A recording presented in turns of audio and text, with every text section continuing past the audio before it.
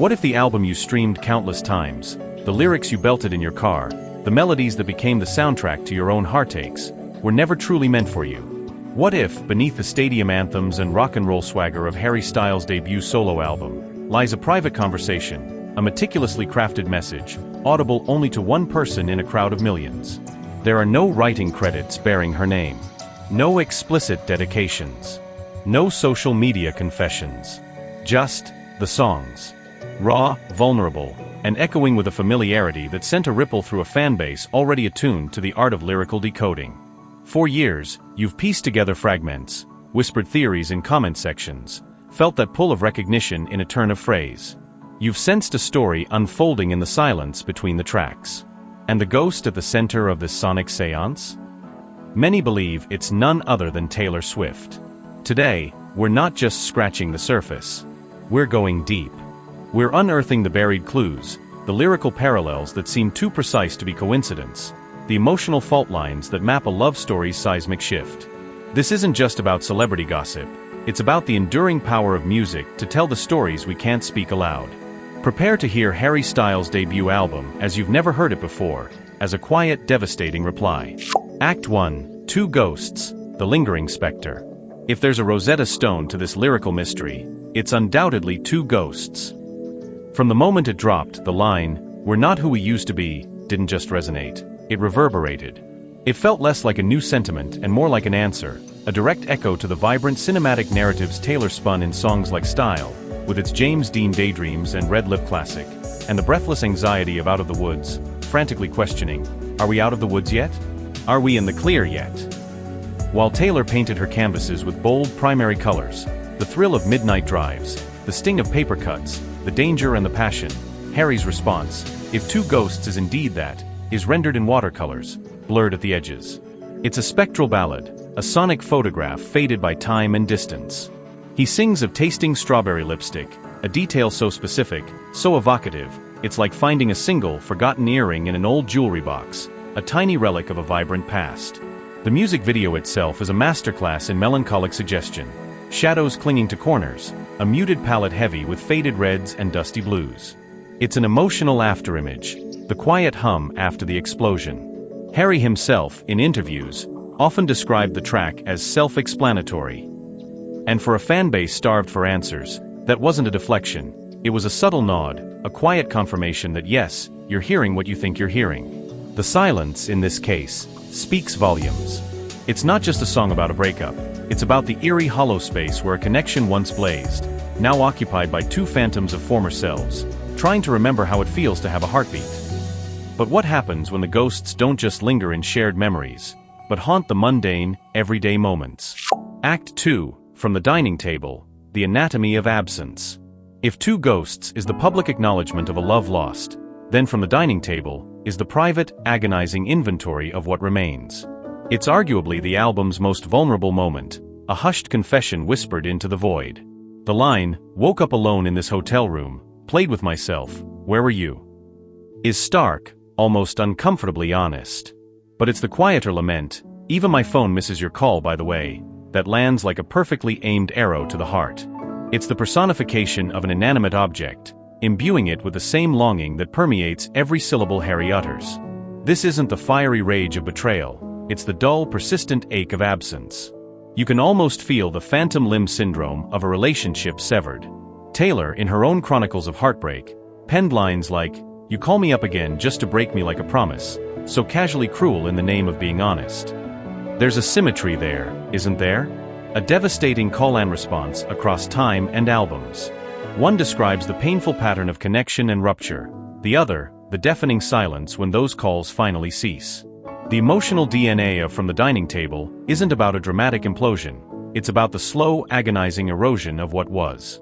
It's the realization that the person who knew you best is now a stranger, and all that's left are the echoes in an empty room, the muscle memory of reaching for a phone that will no longer ring with that name. It's a study in the architecture of absence.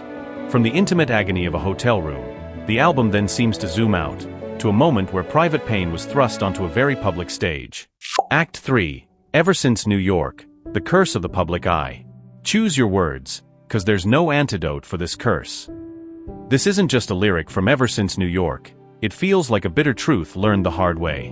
While Harry has remained tight-lipped about the song's specific inspiration, the title itself acts as a giant, flashing arrow for many fans, pointing directly to his highly publicized whirlwind romance with Taylor Swift, which famously included a date in Central Park, New York.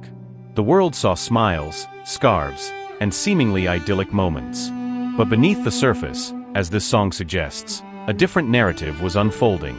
There's a weariness here, a palpable resentment. Brooklyn saw me, empty avenues, there's no water inside the swimming pool. It paints a picture of desolation amidst the hustle, a hollowness at the core of something that, from the outside, looked so full. Think about it. A fledgling connection, suddenly magnified under the relentless glare of global media. Every glance dissected, every outing a headline. It's a pressure cooker. This mirrors the sentiments Taylor herself expressed in songs like I Know Places, a defiant anthem about finding sanctuary from the prying eyes, or the exasperated sigh in All You Had to Do Was Stay, lamenting a love that couldn't withstand the external storms. Ever since New York feels like Harry's reflection on that impossible bargain, a private feeling becoming public property, perhaps before it was even fully formed. The curse he mentions? Maybe it's not the breakup itself, but the loss of authenticity, the way public perception can poison something pure. The song isn't just a lament, it's a quiet accusation against the circumstances that made something beautiful feel tainted. But grief and reflection aren't linear.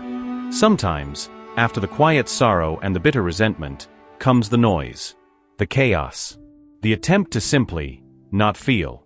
Act 4, Kiwi, the sound and the fury. And then there's Kiwi, a Molotov cocktail of a song thrown into the otherwise melancholic landscape of the album. It's loud, brash, unapologetically sexual, and on the surface, worlds away from the tender vulnerability of two ghosts or from the dining table. She worked her way through a cheap pack of cigarettes, hard liquor mixed with a bit of intellect. Is this about Taylor? The details are more opaque here, more generalized. Some fans point to the line, "I'm having your baby, it's none of your business," as a potential nod to the intense media speculation that often surrounds high-profile celebrity couples. But direct parallels are harder to draw, and perhaps that's the point. What if Kiwi isn't a direct message to her, but rather a reaction from him? A visceral, almost primal scream. Where two ghosts is the quiet acceptance, Kiwi is the frantic, hedonistic distraction. It's the sound of someone trying to outrun their own shadow, to replace complex emotions with raw physical energy. If the rest of the album is a careful, introspective post-mortem, Kiwi is the anarchic wake. It's the thematic outlier that, paradoxically, makes the emotional journey of the album feel more complete. It shows the other side of heartbreak, not just the sadness, but the reckless abandon, the desperate urge to feel anything other than the ache. Even if Kiwi isn't a literal chapter in the Halo saga, it's a crucial color in the album's emotional palette, a necessary explosion of sound to contrast the pervasive, haunting silence. Reflection, the unspoken truth. Harry Styles never utters her name on this album. Not once. And in a world saturated with tell-all interviews and social media declarations, that silence is, perhaps, the most telling detail of all. These aren't diss tracks designed for chart battles or tabloid fodder. They are something far more intimate, confessions veiled in metaphor, emotional x-rays set to music, love letters burned at the edges and then painstakingly pieced back together as poetry. Taylor Swift gave the world her narratives in vivid technicolor, style, Out of the Woods, the sprawling epic of All Too Well. Harry, in response, seems to have offered fragments. Fractures. The quiet, lingering presence of ghosts. He gave us the ache in the aftermath, the resonance of an echo in an empty room. And perhaps that's the most profound twist of all. We search for concrete proof, for that irrefutable lyrical fingerprint. But what if the entire album is the confirmation? Not a shout, but a sustained, melancholic whisper.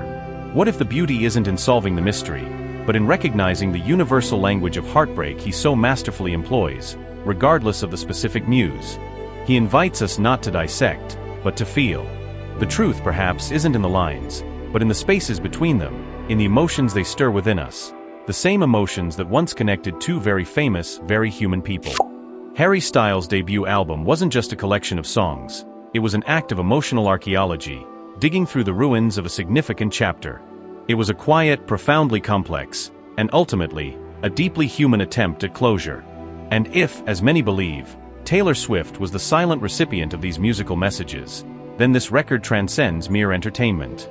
It becomes a testament to a connection that, however brief, left an indelible mark on both artists, and in turn, on the music we continue to cherish. A whisper across the airwaves, a message in a bottle tossed into the vast ocean of listeners, hoping to reach a specific shore. But what do you think? Drop a comment below. Which song on Harry's debut album screams Taylor the loudest to you? And what specific lyric seals the deal? Share this video with a fellow Swiftie or Stylinson who loves to dive deep into lyrical mysteries. Let's get their take. And if you haven't already, hit that subscribe button and ring the notification bell. We've got so many more lyrical breakdowns, untold celebrity connections, and musical deep dives coming your way. You won't want to miss the next investigation.